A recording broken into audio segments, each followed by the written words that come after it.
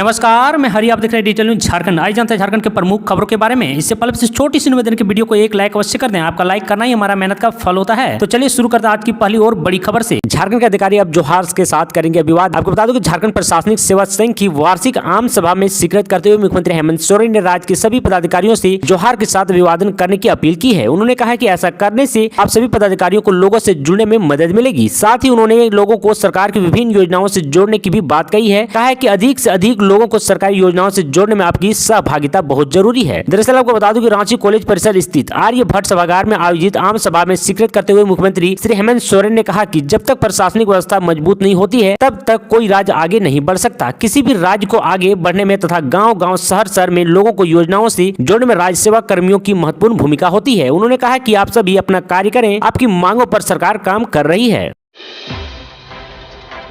झारखंड में स्कूली बच्चों के लिए अच्छी खबर। अब सप्ताह में 5 दिन मिलेंगे अंडे और फल। दरअसल आपको बता दूं कि झारखंड सरकार ने एक बेहतर पहल की है। झारखंड के सरकारी स्कूलों में बच्चों को सप्ताह में 2 दिन के बदले अब 5 दिन अंडे और फल दिए जाएंगे। राज्य की पहल पर केंद्र ने सहमति। शिक्षा मंत्री जगन्नाथ महतो बच्चे के लिए ये योजना लेकर आए हैं। बच्चों के बेहतर स्वास्थ्य के लिए 5 दिन तक पढ़ाई करने वाले बच्चों को अंडा फल दिया जाएगा, जिससे बच्चों में बढ़ रही कुपोषण की कमी की मात्रा को कम किया जा सके। झारखंड के शिक्षा मंत्री जगन्नाथ महतो ने कहा है कि पूर्व में सरकारी स्कूलों में सोमवार शुक्रवार को बच्चे को अंडे दिए जाते थे। जो बच्चे अंडे नहीं खाते हैं उन्हें फल दिए जाते थे। अब सप्ताह में 5 दिन सभी सरकारी स्कूलों में बच्चों को अंडे दिए जाएंगे। जो बच्चे अंडे नहीं खाते हैं उन्हें उनके बदले फल दिए जाएंगे। दरअसल आपको बता दूं कि बच्चों की शिक्षा का स्तर भी बेहतर करने की कोशिश की जाएगी। इस योजना के चर्चा में आने के बाद केंद्रीय राज्य मंत्री शिक्षा मंत्री अन्नपूर्णा देवी ने कहा है कि खाने पीने की योजना में बेहतर किया है। इसके साथ ही शिक्षा व्यवस्था में भी सुधार लाने की आवश्यकता है, क्योंकि झारखंड की शिक्षा व्यवस्था इतनी बेहतर नहीं कि इससे बच्चे कोई नया कीर्तिमान स्थापित कर सके। सरकारी विद्यालय के शिक्षक जानकारी देते हुए बताया है कि बच्चे अंडे फल के साथ साथ शिक्षा ग्रहण के लिए भी लालायित होंगे। उनके परिजनों को भी प्रोत्साहित किया जाएगा, जिससे बच्चों को स्कूल में खाने के साथ साथ बेहतर शिक्षा भी सरकारी विद्यालय में दी जा सके।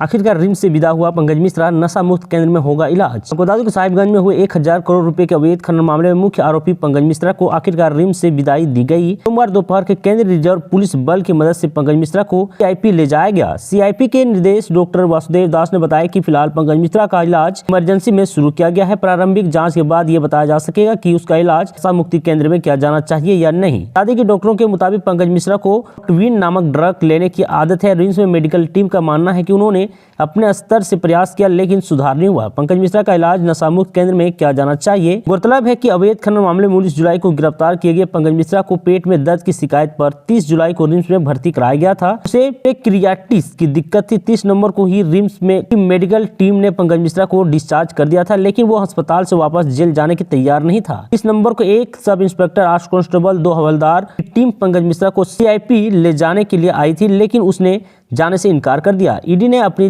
जांच के आधार पर यह बताया कि पंकज मिश्रा रिम्स में इलाज के दौरान न्यायिक हिरासत में रहते हुए भी फोन का इस्तेमाल करता था। उसने जुलाई से अक्टूबर के बीच 300 लोगों से फोन पर बातचीत की।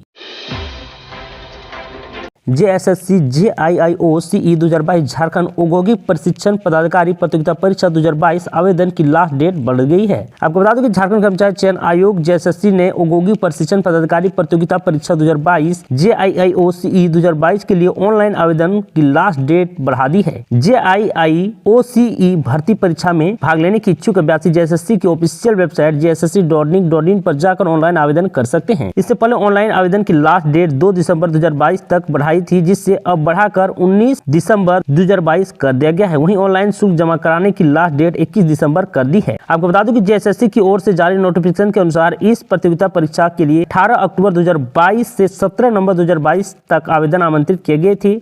आयोग ने कहा है कि कुछ जरूरी कारणों के चलते प्रतियोगिता परीक्षा में आवेदन की तिथि अब 19 दिसंबर 2022 तक बढ़ाया रहा है। तो वहीं जेआईआईओ सीई 2022 में आवेदन करने के बाद फोटो अपलोड करने व आवेदन का प्रिंट आउट लेने की अंतिम तिथि 23 दिसंबर 2022 है। तो वहीं ऑनलाइन आवेदन में संशोधन त्रुटि सुधार संशोधन विंडो 24 से 27 दिसंबर 2022 के लिए खोली जाएगी। जेएसएससी जेआईआईओ सीई 2022 में भाग लेने वाले अभ्यर्थी अधिक जानकारी के लिए कर्मचारी चयन आयोग की वेबसाइट jssc.nic.in पर जाकर लेटेस्ट अपडेट देख सकते हैं।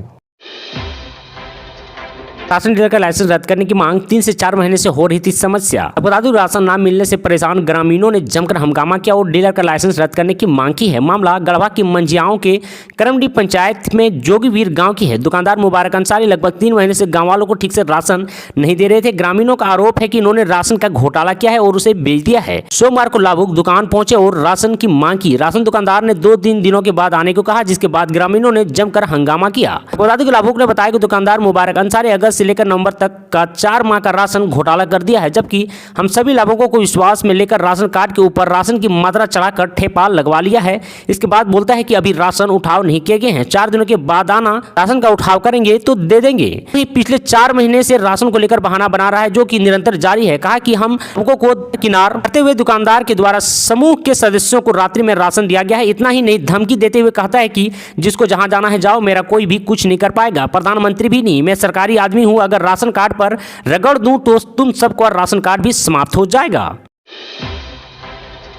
दुमका से दिल्ली के लिए जल्द ही चलेगी ट्रेन, ईस्टर्न रेलवे के महाप्रबंधक अरुण अरोड़ा ने दी जानकारी। आपको बता दूं कि दुमका रेलवे स्टेशन का रविवार को रेलवे के महाप्रबंधक अरुण अरोड़ा ने निरीक्षण किया। आपको बता दूं कि इस दौरान उन्होंने कहा कि रेलवे प्रबंधक की नजर में दुमका काफी महत्वपूर्ण स्टेशन है। आने वाले दिनों में यहां से दिल्ली के अलावा अन्य महत्वपूर्ण शहरों के लिए ट्रेन की सुविधा बहाल होगी, यात्री सुविधाओं में वृद्धि की जाएगी, आधारभूत संरचना और सुदृढ़ किया जाएगा, सुंदरीकरण तेजी से होगा। आपको बता दूं कि महाप्रबंधक ने कहा कि झारखंड में सबसे अधिक खनन होता है, राज्य की अर्थव्यवस्था इसी पर टिकी हुई है। संथाल परगना के लिए गोड्डा से पीरपैंती रेलखंड क्षेत्र की लाइफलाइन होगा। दुमका रेलवे स्टेशन का निरीक्षण के बाद एक सवाल के जवाब में उन्होंने कहा कि कोयला रैंक की वजह से होने वाले प्रदूषण को हर स्तर पर कम किया जाएगा। आपको बता दूं, पूर्व रेलवे महाप्रबंधक ने कहा कि देवघर रेलवे स्टेशन को नए सिरे से विकसित किया जाएगा। यहाँ पर्यटन को ध्यान में रखकर विकसित किया जाएगा ताकि यहाँ आने वाले श्रद्धालुओं को बेहतर सुविधा उपलब्ध हो सके। इसी तरह से बासुकीनाथ रेलवे स्टेशन का भी सुंदरीकरण होगा। इसके बाद गोड्डा में 60 करोड़ रुपए की लागत से कोचिंग डिपो की स्वीकृति दी गई है। इसको लेकर देवघर में कोचिंग फैसिलिटी का निर्माण कराया जा रहा है।